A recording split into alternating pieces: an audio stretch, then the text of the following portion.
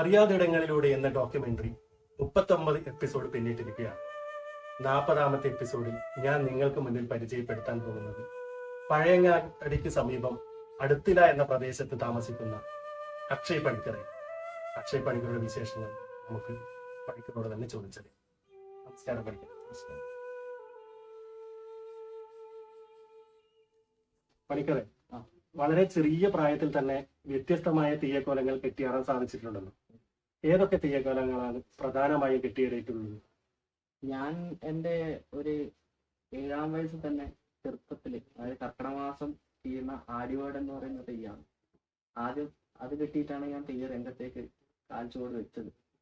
അതിനുശേഷം പിന്നെ ഞാൻ ഒരു 7ാം ക്ലാസ്സിൽ പഠിക്കുമ്പോഴാണ് കല്യാശ്ശേരി വാക്കാട്ട് എന്ന് പറയുന്ന പൊട്ടൻ ദൈവസ്ഥാനത്തിനെടുക്കാം ഗുളികൻ തെയ്യം കെട്ടിയിട്ടാണ് ആദ്യം തലപ്പാടി വെച്ചത്. ആദ്യം തന്നെ ഈ ആടിവേടം കെട്ടിയിട്ടല്ലേ എല്ലാവരും തെയ്യത്തിലേക്ക് കടന്നത്? ഒട്ടുമിക്ക ആൾക്കാരും ഞങ്ങളുടെ തെയ്യരംഗത്തേക്ക് വരുന്നത് ആടിവേടനും. പിന്നെ ഞാൻ പിന്നെ ആ ചെറുപ്പകാലത്ത് നമ്മളെ ഈ ഭാഗത്തൊക്കെ കോതാമുരി എന്ന് പറയുന്ന ഒരു ആചാരാനുഷ്ഠാനം കൂടി ഉണ്ടായിട്ടുണ്ട്. ഇപ്പൊ അത് ഒട്ടുമിക്കവും എല്ലാവർക്കും അത് ഇല്ലാതെ പോവുകയാണ് ഇപ്പൊ ചെയ്യുന്നത്. ഈ കോതാമുരി പറഞ്ഞാൽ എന്നാ സംഭവം? ഗോദാവരി എന്ന് പറയുന്നത് എന്ന് വെച്ചാൽ നമ്മളെ പിന്നെ ഇത് കണക്ക് ആടിവേടനെ പോലെ തന്നെ വേറൊരു കലാരൂപം, രണ്ട് പനിയനും അത് ഈ ഗോത്രപ്പെരുമയായിട്ട് സംബന്ധിച്ചിട്ട് ഉണ്ടാകുന്ന ഒരു കാര്യമാണ് ഗോദാവരി. അപ്പൊ അതിപ്പോഴ് ഒരു ദേശത്തും കാണപ്പെടുന്നില്ല. അതിപ്പോ കാണണമെങ്കിൽ നമുക്ക് ഈ പറഞ്ഞ പോലെ മാടായിക്കാവിലും അതുപോലെ ചെറുകുന്നമ്പലത്തിലും വന്ന് ഇപ്പം അത് എല്ലാരും നടത്തി വരുന്നത്. അപ്പൊ ആ തെയ്യം കെട്ടിയതിന് ശേഷമാണ് നമ്മള് ഇതുപോലുള്ള തെയ്യരംഗത്തേക്ക് നമ്മൾ കാൽച്ചുവട് വെക്കുന്നത്. ഇപ്പം വിഷ്ണുമൂർത്തി ആയിക്കോട്ടെ, അതുപോലെ ഗുളികൻ തെയ്യം ആയിക്കോട്ടെ. ഞാനിപ്പം കെട്ടി ആടിയത് ഗുളികൻ തെയ്യത്തിലൂടെയാണ് തെയ്യം എന്ന രംഗത്തിലേക്ക് വന്നത്. അപ്പൊ അതെന്റെ 7ാം ക്ലാസ് പഠിക്കുന്ന സമയം ചെറുപ്പം കാലത്തിന് തന്നെ ഞാൻ കല്യാശ്ശേരി പറഞ്ഞ ക്ഷേത്രത്തിൽ വെച്ച് തെയ്യം കെട്ടിയാടി. അപ്പൊ അത് പിന്നെ എന്റെ ഗുരു എന്ന് പറയുന്നത് എന്റെ ഇളയച്ചൻ തന്നെയാണ്, അടുത്തുള്ള ഭൂമിപണിക്കറാണ്. അപ്പൊ ഭൂമിപണിക്കറും അതുപോലെ തന്നെ എന്റെ അച്ഛനും വലിയച്ഛനെല്ലാം കൂടിയിട്ടുള്ള തെയ്യരംഗത്തേക്ക് നമ്മളെ അങ്ങോട്ടേക്ക് കൊണ്ടുവിടുന്നത് തന്നെ. അപ്പൊ പിന്നെ തെയ്യം ഈ വയസ്സിലോളം ഞാൻ കെട്ടിയതെന്ന് വെച്ചാല് പിന്നെ ഇപ്പം 27 വയസ്സായാണ്. ഈ 27 വയസ്സിനുള്ളിൽ ഞാൻ പൊട്ടൻ തെയ്യം ആയിക്കോട്ടെ, വിഷ്ണുമൂർത്തി ആയിക്കോട്ടെ, ചാമുണ്ടി കോലങ്ങളായിക്കോട്ടെ, ഈ ചാമുണ്ടി ആയിക്കോട്ടെ, ഒറ്റക്കോലം കെട്ടിയിട്ടുണ്ട് 3 തവണ. അത് ചെങ്ങല് പുതിയ ഭഗവതി ക്ഷേത്രം കുണ്ടത്തുംകാവിലി എന്ന് പറഞ്ഞ ക്ഷേത്രത്തിലാണ് ഞാൻ കെട്ടിയത്. അപ്പൊ അതായിക്കോട്ടെ, അതുപോലെ തന്നെ ഭൈരവനായിക്കോട്ടെ, അങ്ങനെ നമ്മുടെ മലയൻ സമുദായത്തിൽപ്പെട്ട ഒട്ടനേകം തെയ്യങ്ങളും ഈ ചെറുപ്രായത്തിൽ എനിക്ക് കെട്ടാൻ വേണ്ടിയിട്ട് സാധിച്ചിട്ടുണ്ട്. അത് ഭഗവാനോട്. ഇപ്പൊ 2 പ്രാവശ്യം പട്ടും വളയും കിട്ടിയല്ലോ, അത് എവിടെ നിന്നാണ്? ആദ്യം എനിക്ക് ആചാരം തന്നത് എന്ന് പറയുന്നത് കല്യാശ്ശേരി പൂനത്തറ തറവാട് എന്ന് പറഞ്ഞ തറവാട്ടിൽ വെച്ച് തന്നു. അതെന്ന് പറഞ്ഞാല് തെക്കൻ ഗുളികനാണ്. അതായത് നമ്മളെ ഇങ്ങോട്ട് വടക്കൻ സമ്പ്രദായം തെക്കൻ സമ്പ്രദായം 2 സമ്പ്രദായത്തിലുണ്ട് തെയ്യം. അപ്പൊ തെക്കൻ ഗുളികൻ എന്ന് പറയുന്നത് തലേന്ന് വെള്ളാട്ടവും പിറ്റേന്ന് മുടിവെച്ച ഗുളികനും ഒക്കെയാണ്. പിന്നെ അവിടെ അപ്പോഴുണ്ടായത് ഗുളികനും അതുപോലെ തന്നെ അവിടെ തായ്പരദേവതയാണ്. അപ്പൊ ഈ തെക്കൻ ഗുളികൻ കെട്ടിയിട്ടാണ് അവര് തെയ്യം പിന്നെ അവർക്ക് ഇഷ്ടമായിട്ട് എന്ന ആചാരം തന്ന് സ്ഥാനവും പണിക്കർ സ്ഥാനവും പട്ടും വളയും തന്നത്. അത് കൊട്ടുംപുറത്തു നിന്നായിരുന്നു ഞാൻ വാങ്ങിയത്. അപ്പൊ അതേ കൊല്ലം തന്നെ അത് എനിക്കൊരു ഭാഗ്യം ശ്രദ്ധിച്ചിട്ടുണ്ട്. കാരണം 2016 ഞാൻ വള വാങ്ങിക്കുന്നത്. അപ്പൊ ഈ 2016 എന്ന് പറയുന്നത് ഒന്ന് ഇപ്പം മകരമാസം അവിടുന്ന് തെയ്യത്തിന് അവിടുന്ന് എനിക്ക് കിട്ടി. അതുപോലെ തന്നെ കുംഭത്തിലാണ് എനിക്ക് നേരം ആദ്യത്തെ ഒറ്റക്കോലം വരുന്നത്. ആദ്യത്തെ ഒറ്റക്കോലം ഈ പറഞ്ഞ ചെങ്ങല് പുതിയ കുണ്ടത്തുംകാവ് എന്നാ പറയുന്നത്, അവിടുന്ന് വരുന്നത്. അപ്പൊ അവിടെയും ഒറ്റക്കോലം കഴിഞ്ഞ് പിന്നെ ദൈവം സഹായിച്ച് നമ്മളെ പൂർവികന്മാരുടെ അനുഗ്രഹത്താല് വേറെ ബുദ്ധിമുട്ടും ഒന്നും ഇല്ലാത്തത് കൊണ്ട് അവിടെ എല്ലാവർക്കും ഇഷ്ടമായതുകൊണ്ട് അവരും എനിക്ക് 2ാമത്തെ വള അവിടുന്നാണ് എനിക്ക് പിന്നെ 2ാമത്തെ വള. അത് ചെറുക്കൽ പൂലത്തുനിന്നായിരുന്നു ഞാൻ വാങ്ങിയത്. അപ്പൊ അങ്ങനെ 2 തവണ ഒരേ വർഷം എനിക്ക് വള വാങ്ങിക്കേണ്ട ഒരു ഭാഗ്യം ദൈവം അനുഗ്രഹം തന്നിട്ടുണ്ട്. അപ്പൊ അതില് ഞാൻ പറയുന്ന നമ്മള് പിന്നെ പരിപാലിക്കുന്ന ദൈവങ്ങളെയും അതുപോലെ നമ്മുടെ പൂർവികന്മാരെ അനുഗ്രഹം കൊണ്ട് തന്നെയാണ് മാത്രം. ഇത്ര ചെറുപ്പത്തിൽ തന്നെ ഇത്രയും തെയ്യം കെട്ടാനുണ്ടായ പ്രചോദനം എന്താണ്? എന്റെ പ്രചോദനം എന്ന് പറയുന്നത് എന്റെ കുടുംബം തന്നെയാണ്. തെയ്യരംഗത്തേക്ക് വന്ന് നമ്മള് കണ്ടതും അറിഞ്ഞതും നമ്മളെ പൂർവികന്മാർ ചെയ്തു വന്ന കർമ്മത്തിലൂടെയാണ് നമ്മൾ. എനിക്ക് എന്റെ ഏട്ടനുണ്ട്, അർജുൻ പണിക്കർ, പിന്നെ അനിയനുണ്ട് ദ്രൗപദ് പണിക്കർ. നമ്മൾ മൂവരും കൂടിയാണ് ഇപ്പം നമ്മളെ ജന്മാവകാശത്തിൽ പെട്ട തെയ്യങ്ങളൊക്കെ കെട്ടി വരാം. അപ്പൊ ഇതിനു മുന്നേ കെട്ടി വന്നത് എന്ന് പറയുന്നത് നമ്മളെ എന്റെ ഇളയച്ചൻ, അതായത് ദ്രൗപദ് പണിക്കറും, അതിനു മുന്നേ എന്റെ അച്ഛനായിക്കോട്ടെ, പിന്നെ എന്റെ ഒരു വല്യച്ഛനുണ്ട് കുഞ്ഞിരാമൻ, അവരൊക്കെയാണ് ഇതിനു മുന്നേ ചെയ്തു വന്നത്. പക്ഷെ അതിനും വലുതായിട്ട് നമ്മളെ അപ്പാപ്പന്മാർ ചെയ്തു വന്ന വഴിയിലൂടെ നമ്മൾ ചെയ്യുമ്പോൾ നമുക്ക് കിട്ടുന്ന പ്രചോദനം എന്ന് പറയുന്നത് ആ കെട്ടുന്ന സ്ഥലങ്ങളിൽ നിന്നും അവരെ പോലെ നമുക്ക് തെയ്യം അവരെ പോലെ ഒരിക്കലും ആവില്ല, എങ്കിലും അവരെ പോലെ വന്ന് ചേരാൻ വേണ്ടി പറ്റുന്നുണ്ടെന്ന് പുറത്തുള്ള ആൾക്കാർ പറയുമ്പോൾ നമുക്ക് അത് കൂടുതൽ പ്രചോദനമായിട്ടാണ്. അതിന് ഒരുപാട് അനുഭവങ്ങൾ ഉണ്ടായി. അത് എനിക്കായാലും എന്റെ സഹോദരന്മാർക്കായാലും കുറെ അനുഭവങ്ങൾ ഉണ്ടായി.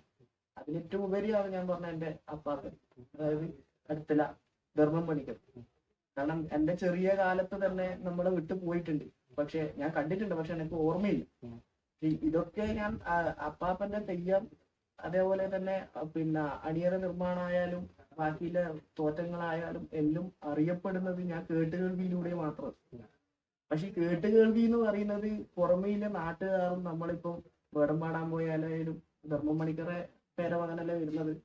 അപ്പോ അതിന്റെ ഒരു പ്രൗഢിയും ഇതും നമ്മുടെ മനസ്സിലും എന്തായിട്ടും ആ രക്തത്തിൽ അലിഞ്ഞത് കൊണ്ടാണെന്നൊന്നും അറിയില്ല, അതെന്തായിട്ടും ഉണ്ടായില്ല. കാരണം എന്ന് വെച്ചാല് അങ്ങനെയുള്ള ഒരു വലിയൊരു അപ്പാപ്പന്റെ കുടുംബത്തിൽ വന്നു ചേരാൻ വേണ്ടി പറ്റിയത് തന്നെ ദൈവത്തോടുള്ള നന്ദി തന്നെ പറയും. അത് തന്നെ നമ്മളെ എന്റെയും എന്റെ സഹോദരന്മാരെയും പ്രചോദനം എന്ന് പറയുന്നത് നമ്മളെ അപ്പാപ്പനും നമ്മളെ പൂർവികന്മാരും തന്നെ. ഇപ്പം പണിക്കർ പറഞ്ഞില്ലേ, പണിക്കർക്ക് 2 സഹോദരന്മാരുണ്ട്. അപ്പൊ അവർക്കും ഇങ്ങനെ വള കെട്ടിയിട്ടുണ്ടോ? ഉണ്ട്, 2 പേർക്കും കിട്ടി. അവരും ഇതേ കണക്കെ തെയ്യം രംഗത്തേക്ക് എന്നെക്കാട്ടി മുന്നിലേ വന്നതാണ് എന്റെ ഏട്ടൻ അർജുൻ പണിക്കർ. പിന്നെ ഏട്ടൻ വാങ്ങിയത് താവം കൂർമ്പക്കാവ് ക്ഷേത്രത്തിൽ വെച്ചിട്ടാണ്, തീച്ചാമണ്ടി കെട്ടിയിട്ട് തന്നെയാണ് ഏട്ടൻ വള വാങ്ങിയത്. അനിയൻ ഇതേ കണക്ക് നമ്മളെ അമ്മമ്മേന്റെ നാടാണ് ഈ കല്യാശ്ശേരി എന്ന് പറയും. നമ്മൾ എല്ലാവരും ആദ്യം തലപ്പാടി വെക്കുന്നത് കല്യാശ്ശേരി ആ നാട്ടിലില്ല ഈ പറഞ്ഞ ക്ഷേത്രത്തിൽ വെച്ചിട്ട് ഗുളിയം കെട്ടിയിട്ടാണ് നമ്മളെല്ലാരും. ആദ്യം അതേപോലെ കല്യാശ്ശേരി ഭാഗത്തുനിന്ന് കൊയിൽ ഭഗവതി ക്ഷേത്രത്തിൽ കരിമ്പുട്ടി ശാസ്ത്രം തെയ്യം കെട്ടിയിട്ടാണ് അനിയന് വള കിട്ടിയത്. അപ്പൊ നമ്മള് എല്ലാവരും ആചാരം വാങ്ങിയത് കൊണ്ട് മാത്രമല്ല, ആചാരം തന്നതിൽ നമ്മളെല്ലാവരും സന്തോഷം തന്നെയാണ്. അതുപോലെ തെയ്യ രംഗത്തേക്കായാലും നമ്മൾ ഒത്തൊരുമയോടുകൂടി തന്നെയാണ് ഇപ്പോഴും നമ്മൾ മുന്നോട്ടേക്ക് പോകുന്നത്. ഇപ്പൊ ഞാനൊരു പണിക്കർ ഒരു ഇന്റർവ്യൂ നടത്തിയിരുന്നു. അപ്പൊ പണിക്കർ പറഞ്ഞു ഇപ്പം ഒറ്റക്കോലം കെട്ടാതെയും വള കൊടുക്കുന്നുണ്ട്. അപ്പം അതിനോട് പണിക്കർ എങ്ങനെ യോജിക്കുന്നുണ്ട്? ഇപ്പത്തെ കാലം ഒറ്റക്കോലം കെട്ടാതെയും വള കൊടുക്കുന്നുണ്ട് എന്ന് പറയുന്നത് യോജിപ്പായിട്ടല്ല. ഇപ്പം ഞാൻ ആദ്യം എനിക്ക് വള തന്നത് തെക്കൻകുളിയം കെട്ടിയിട്ടാണ്. ഞാനിപ്പം അങ്ങനെ പറഞ്ഞത് ഞാൻ പറഞ്ഞല്ലോ. ഇപ്പൊ രണ്ടാമത് എനിക്ക് കിട്ടിയത് തീച്ചാമണ്ടി കെട്ടിയിട്ട് ഒറ്റക്കോലം കെട്ടിയിട്ട്. പക്ഷെ പണ്ട് കാലങ്ങളിൽ അങ്ങനെ മാത്രം ഉണ്ടായിട്ടുണ്ട്. കാരണം അന്നത്തെ കാലഘട്ടത്തിലെ പിന്നെ സന്ദർഭമല്ല ഇപ്പോഴില്ലല്ലോ. കാരണം എന്ന് വെച്ചാല് അന്നത്തെ കാലത്ത് ഉള്ളത് പോലെയല്ല ഇപ്പം. പിന്നെ നല്ല അന്നത്തെ കാലത്തും വലിയ പിന്നെ സമ്പന്നന്മാരും എല്ലാരും ഉണ്ടായിട്ടുണ്ടാവും.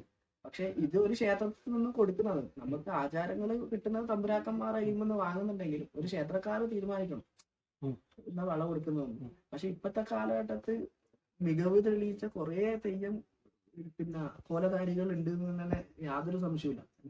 ഞാൻ പറയുന്നതല്ല, കാരണം ഒട്ടനവധി നമ്മളെ മലയൻ സമുദായത്തിലായിക്കോട്ടെ തെയ്യക്കെട്ട് വിഷയത്തിൽ, ഇപ്പൊ വണ്ണാൻ സമുദായത്തിലായിക്കോട്ടെ ഇനി വേല സമുദായത്തിലായിക്കോട്ടെ, എല്ലാ സമുദായത്തിലും ചെറുപ്പക്കാർ മാത്രമല്ല, വലിയവര് മാത്രമല്ല, ചെറുപ്പക്കാരിലും കുറെ കഴിവ് തെളിയിച്ച ഒട്ടനവധി പിന്നെ കോലധാരികളുണ്ട്.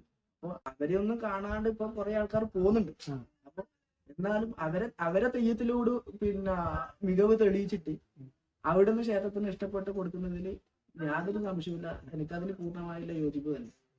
തീക്കോലം കെട്ടിയിട്ട് മാത്രമല്ല, പണ്ട് കാലത്ത് തീക്കോലം മാത്രം കെട്ടിയിട്ട് കൊടുത്തിട്ടുണ്ട്. അപ്പൊ എന്റെ അറിവിൽ മാത്രം, എന്റെ വ്യക്തിപരമായിട്ടുള്ള അറിവിൽ ഞാൻ എന്റെ അറിവിൽ എന്ന് പറഞ്ഞത് നമ്മുടെ തെയ്യം രംഗത്ത് ഇനി യാതൊരു പിന്നെ വേറിട്ട് നിൽക്കുന്ന തീക്കോലം മാത്രമല്ല, എന്താ പറയാ, തെയ്യം രംഗത്ത് കഴിവ് തെളിയിച്ചിട്ടുണ്ടെങ്കിൽ അവർ അംഗീകരിക്കപ്പെടണം തന്നെയാണ് എന്റെ ആഗ്രഹം. ഇപ്പൊ പണിക്കർ ഒരുപാട് തെയ്യങ്ങൾക്ക് കിട്ടിയില്ലേ, അതിൽ പണിക്കർക്ക് ഏറ്റവും ഇഷ്ടപ്പെട്ട തെയ്യമാണ് പൊട്ടൻതെയ്യം എന്ന് പറഞ്ഞത് നമ്മൾ ആരാധിക്കുന്നത് കൊണ്ട് മാത്രമല്ല. പൊട്ടൻതെയ്യം ഇപ്പൊ ഞാൻ പൊട്ടൻതെയ്യം കെട്ടിയതിൽ ഒരുപാട് കെട്ടിയിട്ടുണ്ട്. അതായത് ഞാൻ എണ്ണങ്ങൾ പറയുന്നില്ല. ഇപ്പൊ ഞാൻ പറഞ്ഞ ഈ ചെറിയ വയസ്സിൽ തന്നെ ആദ്യമായിട്ട് ഞാൻ പൊട്ടൻതെയ്യം കെട്ടിയത് പിന്നെ അധികടം ആനപ്പള്ളി തറവാട്ടിലാണ് ആദ്യമായിട്ട് പൊട്ടൻതെയ്യം കെട്ടിയത്. അപ്പോ അവിടുന്ന് പൊട്ടൻതെയ്യം കെട്ടി വന്നതോടുകൂടി അനേകം പൊട്ടൻ തെയ്യം എനിക്ക് കേൾക്കും. നമ്മളെ നാട്ടിലായിക്കോട്ടെ പുറം നാട്ടിൽ ക്ഷണിച്ചിട്ടേ പുറം നാട്ടിലായിക്കോട്ടെ അവിടെ ഞാൻ പൊട്ടൻ തെയ്യം കെട്ടിയിട്ടുണ്ട്. അപ്പോൾ ഏറ്റവും കൂടുതൽ ഇഷ്ടമുള്ള തെയ്യം പൊട്ടൻ തെയ്യം തന്നെയാണ്. എല്ലാ തെയ്യത്തെയും ഇഷ്ടം തന്നെയാണ്, പക്ഷെ അതിൽ ഒരു പിടി കൂടുതൽ എന്ന് പറയുന്നത് ദൈവത്തോടാണ്. അത് നമ്മളെ ആരാധനയിലോട് കൂടി തന്നെയാണ്. വിഷ്ണുമൂർത്തിനെ ആരാധിക്കുന്നുണ്ട്, വിഷ്ണുമൂർത്തിനെ ഇഷ്ടമല്ല അങ്ങനല്ല. വിഷ്ണുമൂർത്തി എല്ലാ ദൈവവും നമ്മൾ ഒരുപോലെ തന്നെയാണ്. പക്ഷെ പൊട്ടൻ തെയ്യം നമ്മളെ എന്താ പറയാ അതില് കൊണ്ട് നടക്കും. അത് നമ്മളെ പണ്ടേ നമ്മളെ പിന്നെ ഇനി ആരായാലും നമ്മളെ അതിലൂടെ തന്നെയാണ് നമ്മൾ വളർന്നു വന്നത്. ഈ പണിക്കര ഫാമിലി ആരൊക്കെ ഉള്ളത്? എന്റെ കുടുംബം എന്ന് പറയുന്നത് അച്ഛൻ, പിന്നെ അമ്മ, പിന്നെ എനിക്കൊരു മൂത്തത് സഹോദരിയാണ്, ചേച്ചിയാണ്. ചേച്ചിനെ കല്യാണം കഴിച്ച് കൊണ്ടുപോയി കുന്നേരു എന്ന് പറഞ്ഞ ദേശത്താണ്. പിന്നെ എന്റെ ഏട്ടനാണ് കുറച്ച്, ഞാൻ ഇളയ സ്വന്താണ്. ഏട്ടന്റെ കല്യാണം കഴിഞ്ഞു, ഞാൻ ഇപ്പോഴും കല്യാണം കഴിച്ചില്ല. തെയ്യം മാത്രല്ല ബാക്കി രംഗത്തോടു കൂടി. പണിക്കർ തെയ്യം കലാരംഗത്ത് പ്രവർത്തിക്കുന്ന കൂടാതെ എന്തെങ്കിലും ജോലി ചെയ്യുന്നു? ഞാൻ പിന്നെ കമ്പ്യൂട്ടർ എഞ്ചിനീയറിംഗ് കഴിഞ്ഞൊരു വ്യക്തിയാണ്. അത് പിന്നെ ഡിപ്ലോമയായിട്ട് ഞാൻ ബാംഗ്ലൂരിൽ നിന്ന് കഴിഞ്ഞതാണ്. അപ്പോൾ ഈ ബാംഗ്ലൂർ സ്കൂളിൽ പഠിക്കുമ്പോഴേ നമ്മൾ തെയ്യ രംഗത്തേക്ക് വന്നിട്ടുണ്ട്. അപ്പോൾ ഒരു കാലഘട്ടത്ത് അവിടെ പഠിക്കുന്നത് കൊണ്ട് നമുക്ക് കുറച്ച് വിഷമം ഉണ്ടായിരുന്നു തെയ്യത്തെ രംഗത്തേക്ക്, അതായത് തെയ്യം കിട്ടാൻ വേണ്ടിയിട്ടുള്ളൊരു അവസരമല്ല. അന്നേരം ഏട്ടനും അനിയന്മാരും ഇവിടെ ഉണ്ട്. അപ്പോൾ അവിടെ ഉള്ളത് കൊണ്ട് തന്നെ നമ്മൾ തെയ്യം കെട്ടി വന്നിട്ടുണ്ട്. അപ്പോൾ ഞാൻ ഇങ്ങനെ അത് കഴിഞ്ഞ് ഞാൻ അതുപോലെ തന്നെ BSNL ചെറുകുന്നിൽ പിന്നെ ടെമ്പററി ആയിട്ട് വർക്ക് ചെയ്തിട്ടുണ്ടായിരുന്നു.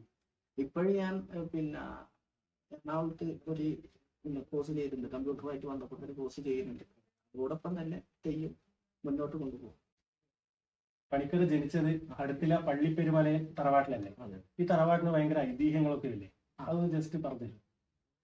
അതെന്ന് പറയുന്നത് പിന്നെ നമ്മളെ പിന്നെ പൂർവികന്മാർ പറഞ്ഞു തന്ന് കേട്ടറിവ് അനേകമുണ്ട്. കാരണം അടുത്തില പള്ളിപ്പെരുമലയൻ ബിരുദം വീരസുന്ദരി വാങ്ങിച്ചൊരു കഥയുണ്ട്. അതായത് അടുത്തില കൂലം, ചെറുക്കക്കൂലത്തിന്റെ ആരൂഢസ്ഥാനമാണ് അടുത്തില കൂലം.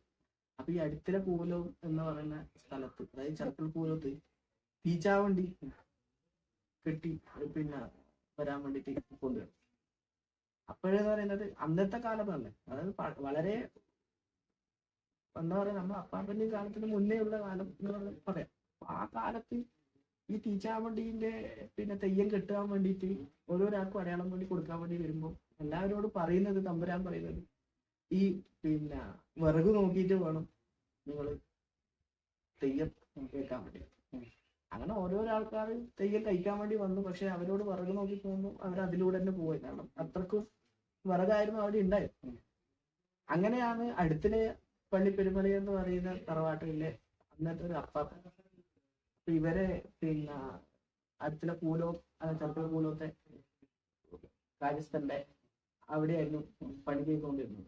അപ്പൊ അങ്ങനെ അവരോട് പറഞ്ഞ കാര്യം അനുസരിച്ചിട്ട് അവര് പോയി തമ്പുരാനെ കണ്ടു. അപ്പൊ തമ്പുരാനെ കണ്ടിട്ട് ഈ പിന്നെ വിറക് നോക്കാൻ വേണ്ടി പറയുമ്പോ അവര് ഒരു കാര്യം പറഞ്ഞു, അടിയന്റെ കരിക്കടിയാണ് പറഞ്ഞത് കൊണ്ട് ആവട്ടെ എന്നാ പിന്നെ തീച്ചാവണ്ടിക്ക് അടയാളം തരാന്ന് പറഞ്ഞു.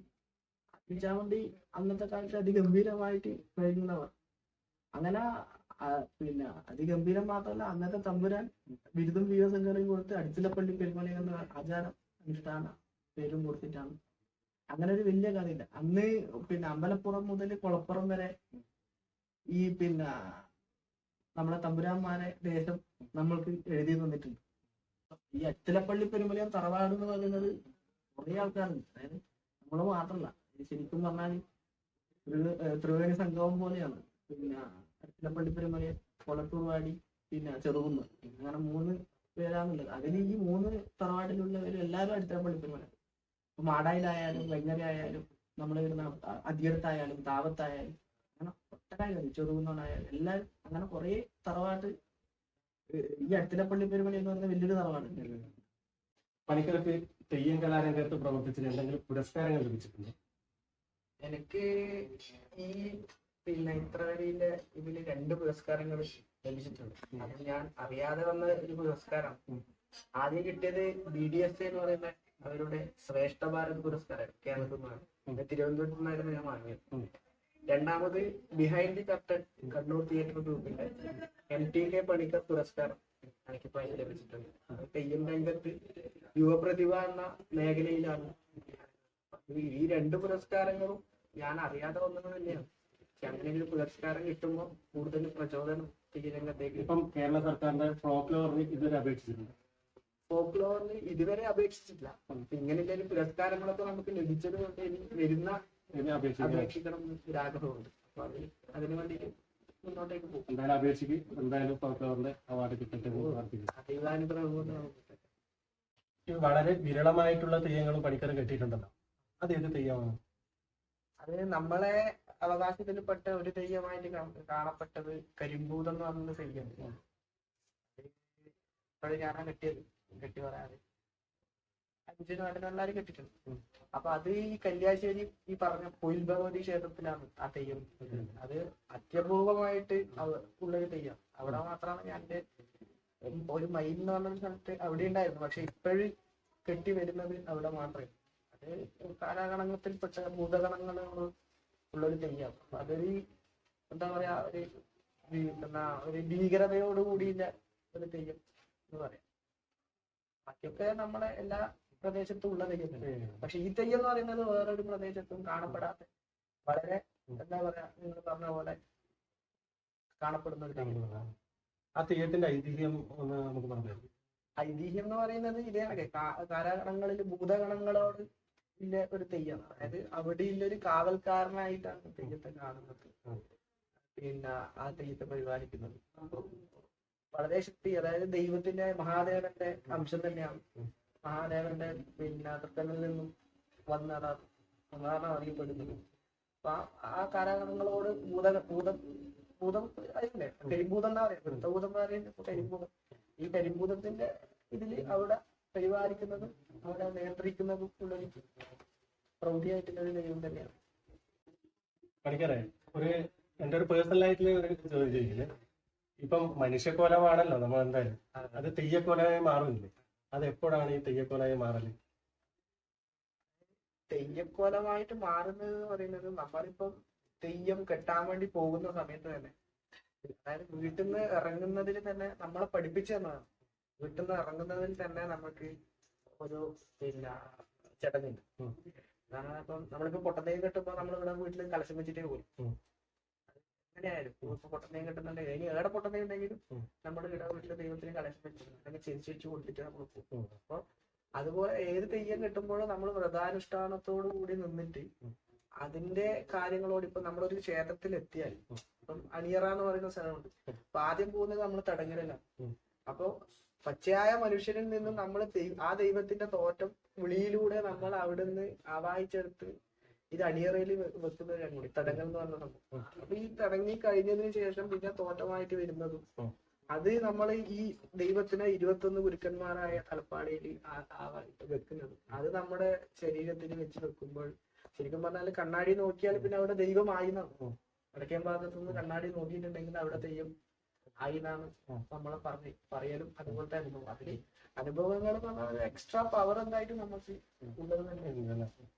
അതില് വേറെ യാതൊരു സംശയമില്ല. അതിന് കുറെ അനുഭവങ്ങൾ നമ്മളോട് കൂടി എന്നിൽ തന്നെ ഉണ്ട്. കാരണം എന്ന് വെച്ചാൽ അത് എങ്ങനെയാ നമുക്ക് അത് പറഞ്ഞ് പഠിപ്പിക്കാന്ന് എനിക്കറിയില്ല. പക്ഷെ വേറിട്ടിരിക്കുന്നതായ അനുഭവങ്ങൾ, എന്നാലും നമ്മൾ ആ വ്രതാനുഷ്ഠാനങ്ങളോടുകൂടി ചെയ്യുന്ന കാര്യമായതുകൊണ്ട് അതിന്റെ വഴിയിലൂടെ തന്നെ നമ്മൾ ഇന്നും എന്ത് തെയ്യായിക്കോട്ടെ നമ്മൾ എല്ലാവരും അങ്ങനെ തന്നെയാണ്, ആരും അങ്ങനെ അല്ലാന്ന് പറയുന്നു. പക്ഷെ ഞാനും പിന്നെ എന്റെ ഏട്ടനും അനിയനും ആയാലും അതിന്റെ ആചാരാനുഷ്ഠാനത്തോടുകൂടി തന്നെയാണ് എപ്പോഴും ചെയ്യുന്നത്. അപ്പൊ അങ്ങനെയാണ് വടക്കൻ ഭാഗത്ത് കണ്ണാടി നോക്കിയാൽ അവിടെ തെയ്യമായി ആ തെയ്യത്തിന്റെ ഒറച്ചലോടുകൂടി നമ്മള് പച്ച മനുഷ്യരിൽ നിന്നും തെയ്യരൂപത്തിലേക്ക്. അതുപോലെ പണിക്കറ ഏറ്റവും വിഷമമുള്ളത് ഒറ്റക്കോലം കെട്ടുമ്പോൾ, ഏറ്റവും വ്രതശുദ്ധിയും വേണ്ടത് ഒറ്റക്കോലം കെട്ടുമ്പോൾ. അപ്പൊ പണിക്കർ എത്ര ഒറ്റക്കോലമാണ് കെട്ടിയത്? ഞാൻ ഇപ്പം നേരത്തെ പറഞ്ഞതുപോലെ ഞാൻ ഒറ്റക്കോലം കെട്ടിയത് ആകെ പിന്നെ ചെങ്ങലും പുതിയ കുണ്ടത്തുകാര് മാത്രമേ. അവിടെ ഞാൻ 3 ഒറ്റക്കോലം ഞാൻ കഴിഞ്ഞിട്ടുണ്ട്. ആദ്യം തയ്ച്ചു, പിന്നെ വളർന്ന് തയ്ച്ചു, അതിനുശേഷം ഒന്ന് ഞാൻ തയ്ച്ചു. അപ്പൊ അതിന്റെ ഒറ്റക്കോലത്തിന്റെ പ്രയാസങ്ങളും കാര്യങ്ങളും ഒട്ടനവധി ആൾക്കാർ പറയുന്നതും കാര്യങ്ങളും അറിയുന്നത് തന്നെയാണ്. അപ്പൊ എന്റെ ഈ അനുഭവത്തിൽ തന്നെ വളരെ എന്താ പറയാ, ഒരു റിസ്ക് ഉള്ള തെയ്യം തന്നെയാണ് ഒറ്റക്കോലം. അത് അനുഭവത്തിലൂടെ ആയാലും നമ്മൾ കെട്ടിയതിന് ശേഷം ഉണ്ടാവുന്ന ഒരു കാര്യം തന്നെയാണ് ഒറ്റക്കോലം. അപ്പോ പിന്നെ വ്രതത്തോടു കൂടി നിന്ന് നമ്മളെ തെയ്യത്തിന് ഇപ്പൊ നമ്മള് ഇന്ന ആൾക്കാരെ തെയ്യക്കാരെന്ന് പറഞ്ഞു കഴിഞ്ഞ ശേഷം മുതൽ നമുക്ക് വ്രതം അന്ന് മുതൽ നമ്മൾ പിന്നെ ആ തെയ്യത്തിലേക്ക് വേണ്ടിയിട്ടുള്ള കാര്യം. ഇതാണ് എന്റെ കുടുംബം. അപ്പം അളയച്ചൻ, വല്യച്ഛൻ, അച്ഛൻ, എന്റെ സഹോദരന്മാരും. അപ്പൊ നമ്മളിപ്പം പറഞ്ഞ പോലെ ഈ മൂന്നുപേരെയും നമ്മളെ തെയ്യം രംഗത്തേക്ക് പഠിപ്പിച്ചതും എല്ലാം ഇളയച്ചനാണ്. കോഴിപ്പണിക്കർ എട്ടില. ആപ്പന്റെ കൂടെ തന്നെ വല്യപ്പനായാലും അപ്പനായാലും നമ്മളെ തെയ്യം രംഗത്തേക്ക് കൊണ്ടുപോകുന്നത് ഇവരെല്ലാരും കൂടിയിട്ടാണ് നമ്മളെല്ലാരും ഈ തെയ്യം രംഗത്തേക്ക് കൊണ്ടുപോകുന്നത്. ഞാൻ 18 വയസ്സ് മുതൽ തുടങ്ങി തെയ്യം. പേടം കെട്ടിയിട്ട് തുടങ്ങൽ. അങ്ങനെ എൻ്റെ അച്ഛനിൽ നിന്ന് പാരമ്പര്യമാണ്, ഞങ്ങൾക്ക് പാരമ്പര്യമായിട്ട് കിട്ടിയ ഒരു ഇതാണ്. ഇപ്പം ഞാൻ ഏട്ടന്മാർ കഴിയും, പിന്നെ ഞാൻ വന്നു, പിന്നെ അവരെല്ലാം ഒരു ഭാഗത്തായി, പിന്നെ ഞാൻ തന്നെ ഇതിൽ സജീവമായി പ്രവർത്തിക്കാൻ തുടങ്ങി. പിന്നെ എൻ്റെ ഏട്ടൻ്റെ മക്കളെയും എൻ്റെ മകനൊക്കെ പഠിപ്പിച്ച് ഇങ്ങനെ തെയ്യത്തിൽ ഇപ്പം എല്ലാവരും വളരെ ജോറാണ് എല്ലാവരും. ഇതെന്റെ കുടുംബം. അച്ഛൻ KP ചന്തു, അതുപോലെ അമ്മ അനിത, എൻ്റെ ഏട്ടൻ്റെ ഭാര്യയാണ് അർച്ചന. അപ്പോൾ ഒരു ഏച്ചിയും കൂടി ഉണ്ട് എനിക്ക്. ഞാൻ നേരത്തെ പറഞ്ഞല്ലോ. അപ്പോൾ ചന്ദനാണ് പേര്. അവര് എറണാകുളത്താണ്. അറിയാതിടങ്ങളിലൂടെ എന്ന ഡോക്യുമെന്ററി ഇത്രയും നേരം സഹകരിച്ചതിന് ഒരുപാട് നന്ദി. പണിക്കർ ഒരു വലിയ തെയ്യം കലാകാരനാവട്ടെ എന്ന് ആത്മാർത്ഥമായി പ്രാർത്ഥിക്കുന്നു. പള്ളിപ്പെരുമലൈൻ എന്ന പേരുകേട്ട കുടുംബത്തിലെ യുവതെയ്യം കലാകാരനായ അക്ഷയ് പണിക്കർ തൻ്റെ 7ാമത്തെ വയസ്സിൽ ആടിവേടൻ കെട്ടി അരങ്ങിലെത്തി. 12ാമത്തെ വയസ്സിൽ തന്നെ ഗുളികൻ തെയ്യം കെട്ടി തെയ്യം കലാരംഗത്ത് സജീവ സാന്നിധ്യമായി മാറുകയായിരുന്നു. തൻ്റെ 27ാമത്തെ വയസ്സിനുള്ളിൽ വിഷ്ണുമൂർത്തി, ചാമുണ്ടി തുടങ്ങിയ നിരവധി തെയ്യക്കോലങ്ങൾ കെട്ടിയാടിയിട്ടുണ്ടെങ്കിലും ഏറ്റവും കൂടുതൽ കെട്ടിയാടാൻ പണിക്കർക്കിഷ്ടം പൊട്ടൻ തെയ്യമായിരുന്നു. തെയ്യം കലാരംഗത്ത് ആദ്യമായി കല്യാശ്ശേരി കോലത്തെ തറവാട്ടിൽ വെച്ച് തെക്കൻ ഗുളികൻ കെട്ടിയാടി പട്ടും വളയും വാങ്ങി ആചാരപ്പെട്ടു. തുടർന്ന് അതേ വർഷം തന്നെ ഒറ്റക്കോലം കെട്ടി ആചാരം ഏറ്റുവാങ്ങി. ഒരേ വർഷത്തിൽ തന്നെ 2 ആചാരവും ഏറ്റുവാങ്ങാൻ സാധിച്ചതിൽ ഒരു തെയ്യം കലാകാരൻ എന്ന നിലയിൽ പണിക്കർക്ക് അതൊരു അഭിമാന മുഹൂർത്തമായിരുന്നു. പാരമ്പര്യമായി പൂർവികന്മാരുടെ പാത പിന്തുടർന്ന് മുന്നോട്ട് വന്നപ്പോൾ തെയ്യം കലാരംഗത്ത് മാർഗദീപമായി മാറിയ അച്ഛൻ, വല്യച്ഛൻ, ഇളയച്ഛൻ, സഹോദരന്മാർ എന്നിവരെക്കുറിച്ചും ആ കാലഘട്ടത്തെക്കുറിച്ചും സ്മരിക്കുമ്പോൾ അങ്ങനെയുള്ള കുടുംബത്തിൽ ജനിക്കാൻ പറ്റിയത് തന്നെ ഏറ്റവും വലിയ ഭാഗ്യമായിട്ട് പണിക്കർ പറയുന്നു. സ്കൂൾ കാലഘട്ടം മുതൽ തെയ്യം കലാരംഗത്ത് സജീവമായെങ്കിലും തൻ്റെ വിദ്യാഭ്യാസത്തിന് യാതൊരു തടസ്സവും കൂടാതെ പൂർത്തീകരിക്കാൻ സാധ്യമായിട്ടുണ്ടെന്നും സ്കൂൾ കാലഘട്ടം കഴിഞ്ഞു പുറത്തുപോയി പഠിക്കേണ്ട അവസ്ഥ വന്നപ്പോഴും തങ്ങളുടെ അവകാശമായി മാറിയ തെയ്യക്കോലങ്ങൾ കെട്ടിയാടാൻ യാതൊരു വൈഷമ്യവും പണിക്കർക്ക് ഉണ്ടായിരുന്നില്ല. ഈ കാലയളവിൽ താൻ അറിയാതെ തന്നെ 2 പുരസ്കാരം തന്നെ തേടി വന്നിട്ടുണ്ടെന്നും തൻ്റെ ജീവിതത്തിലെ തെയ്യം കലാരംഗത്തേക്കുള്ള ഒരു പൊൻതൂവലായി മാറുകയായിരുന്നു ആ പുരസ്കാരങ്ങൾ. ഈ പുതുതലമുറയിൽ പലതും അന്യം നിന്ന് പോകുമ്പോഴും പലരും തെയ്യം കെട്ടിയാടാൻ വിസമ്മതിക്കുമ്പോഴും വിദ്യാഭ്യാസം കൊണ്ട് ജോലി നേടണമെന്നും എന്നാൽ തങ്ങളുടെ അവകാശമായ തെയ്യങ്ങൾ തനിക്കാകും പോലെ ഇനിയും എത്രത്തോളം ചുവടുവെക്കാൻ പറ്റുന്നുവോ അത്രയും കാലം നിറഞ്ഞാടണമെന്നും പണിക്കർ പറയുന്നു. അച്ഛൻ, അമ്മ, 2 സഹോദരന്മാർ, ഒരു സഹോദരി എന്നിവരാണ് പണിക്കരുടെ കുടുംബം. ഇന്നത്തെ തലമുറയ്ക്ക് അറിയാത്ത പല കാര്യങ്ങളും ഒരു മുൻജന്മ ബന്ധം പോലെ അക്ഷയ് പണിക്കർ പങ്കുവെക്കുമ്പോൾ പഴയ തലമുറയിൽപ്പെട്ടവരും ഇന്നത്തെ യുവതലമുറയും വളരെ കൗതുകത്തോടെ ഉറ്റുനോക്കുകയാണ്.